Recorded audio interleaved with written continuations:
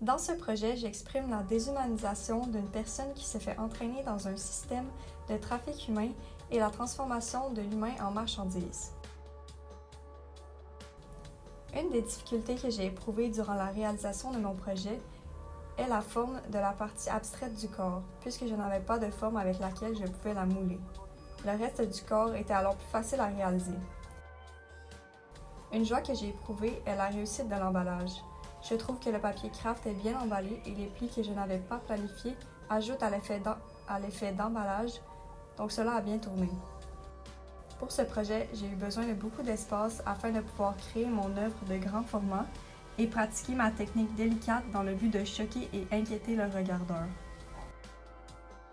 Ce qui m'a inspiré dans une de mes sculptures du passé était la forme incongrue et le recouvrement de celle-ci pour laisser le regardeur l'interpréter à sa manière. Ce qui m'a inspiré pour une de mes peintures que j'ai réalisées auparavant était le sujet de l'obsession et le fait de pouvoir réaliser un rendu choquant.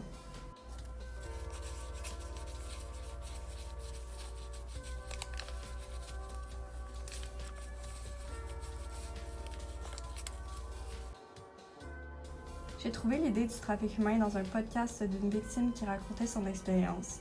Cela m'a énormément choquée. C'est pour cela que j'ai senti le besoin de dénoncer cela. Ma sculpture est faite de papier craft que j'ai réussi à lui donner une allure usée avec de l'encre de Chine et du fusain. La palette de transport qui rappelle l'expédition accentue la déshumanisation de la personne. Le fait que la forme semi-abstraite, semi-humaine est recouverte donne un aspect mystérieux qui rend le regardeur inquiété et épeuré. Le fait que la forme du corps est inhumaine et modifiée, mais que l'on puisse tout de même la reconnaître, ajoute à l'étrangeté du tout.